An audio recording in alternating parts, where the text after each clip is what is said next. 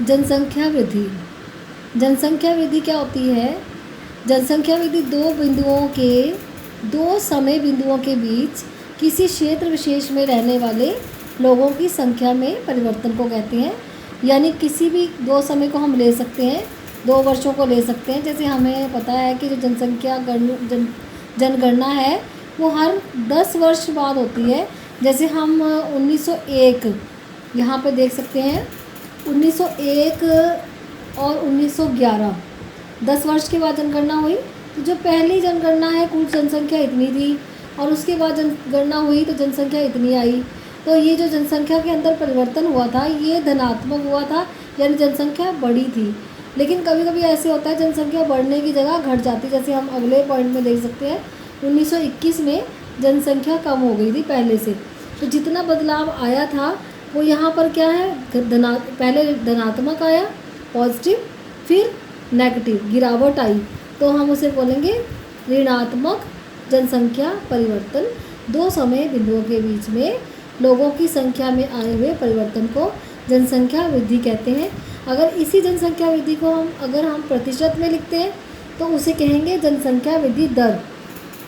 जैसे यहाँ पर जनसंख्या वृद्धि प्रतिशत में दी हुई है, तो ये क्या है, जनसंख्या वृद्धि दर।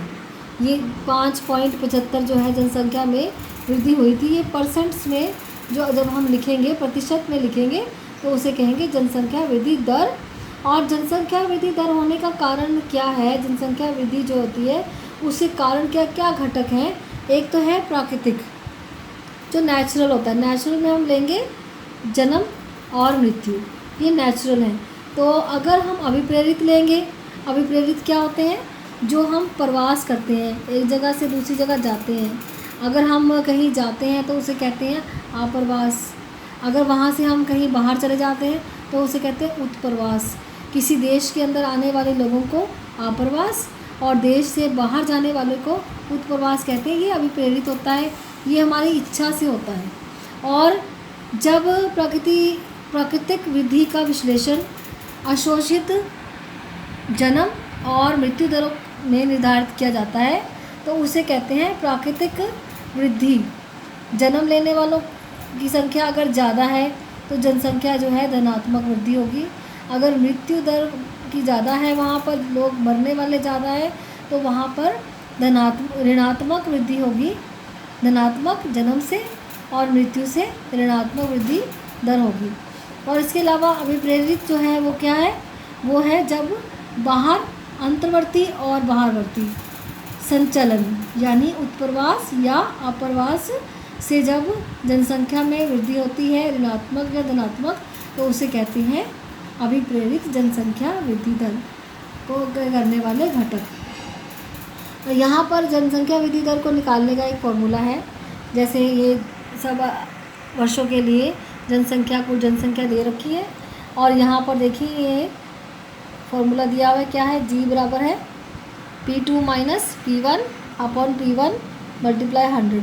यहाँ पर P2 क्या है, P2 जो है एक हमने पहले से जो हमारे पास जनसंख्या आ रही है ये अलग अलग वर्षों की, इसको हम P2 में लेते हैं, अलग अलग वर्षों की जो जनसंख्या है। और जो P1 है वो एक आधार वर्ष मान लेते हैं हम। किसी भी इन सब वर्षों में से किसी एक को हमने, कोई भी वर्ष हम ले सकते हैं, उसे आधार वर्ष मान लेंगे। P1 की वैल्यू जो है हमेशा एक समान रहेगी। जैसे यहाँ पर हमने इसको P1 मान लिया है, तो P1 मान के हमने यहाँ पर ये P2 भी यही है, तो इसकी जनसंख्या निकालनी होगी। वृद्धि दर क्या निकालनी होगी, कुछ नहीं निकला क्योंकि ऊपर से ये 0 आ जाता है माइनस करके दोनों में, तो इसमें कुछ भी नहीं आएगा आंसर। और नेक्स्ट वाले में हमारा आंसर निकल सकता है। अगर P2 हमारा ये है, P1 इसे ही माना हुआ है हमने, तो उसके बाद डिवाइड करेंगे P1 से मल्टीप्लाई 100, तो हमारा ये आंसर आ जाएगा। इस तरह से हम सभी वर्षों का जनसंख्या वृद्धि दर निकाल सकते हैं। ये मैंने आपको पहले भी भारत की जब बुक डिस्कस करा था उसके अंदर भी ये आपको सॉल्व करके दिखाया था, आप खुद भी इसको सॉल्व कर सकते हैं। नेक्स्ट हमारा जो है वो है जनसंख्या भूगोल की कुछ आधारभूत संकल्पनाएं। यानी ये सारे बिंदु वो हैं जो हमारे इस चैप्टर में हमें बार बार आते हैं, इसकी नॉलेज हमारे लिए बहुत ज़रूरी है। इसी के बेस पे हमारा ये चैप्टर है। इसमें सबसे पहला बिंदु क्या है, जनसंख्या वृद्धि। ये हम बार बार डिस्कस कर रहे हैं कि दो समय अंतरालों के बीच में किसी क्षेत्र विशेष में जनसंख्या में आने वाले परिवर्तन को जनसंख्या वृद्धि भी कहते हैं। जैसे एग्जाम्पल भी हमने यहाँ पर भारत की दे रखी है, 2001 की और 2011 की। ये हमारे पास जनसंख्या वृद्धि हुई है। जनसंख्या वृद्धि दर क्या होता है? जब परिवर्तन को हम प्रतिशत में व्यक्त करते हैं तो उसे कहते हैं जनसंख्या वृद्धि दर। जनसंख्या की प्राकृतिक वृद्धि क्या होती है? जब किसी क्षेत्र विशेष में दो समय अंतरालों में जन्म और मृत्यु के अंतर में से बढ़ने वाली जनसंख्या को उस क्षेत्र की जनसंख्या वृद्धि कहते हैं। किसके बराबर है जनसंख्या वृद्धि? प्राकृतिक वृद्धि, जन्म माइनस मृत्यु। जनसंख्या की वास्तविक वृद्धि क्या होती है?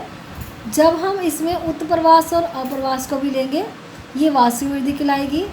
जन्म माइनस मृत्यु प्लस अप्रवास, जब आने वाले लोगों की संख्या में से जाने वाले जनसंख्या को भी माइनस करेंगे, जन्म में से मृत्यु को माइनस करेंगे और फिर उसको प्लस करेंगे।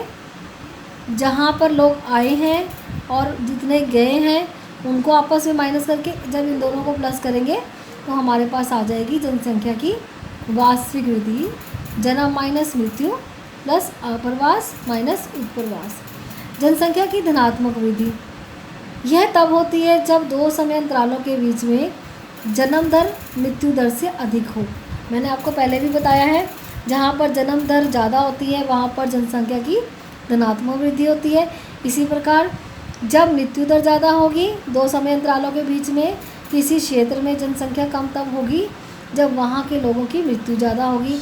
जब जन्म दर मृत्यु दर से कम हो जाए अथवा लोग अन्य देशों को प्रवास कर जाएं तो उसे क्या कहेंगे? ऋणात्मक वृद्धि। ये सारे महत्वपूर्ण बिंदु हैं इस चैप्टर के। इसको हमने जो अभी डिस्कस किया है।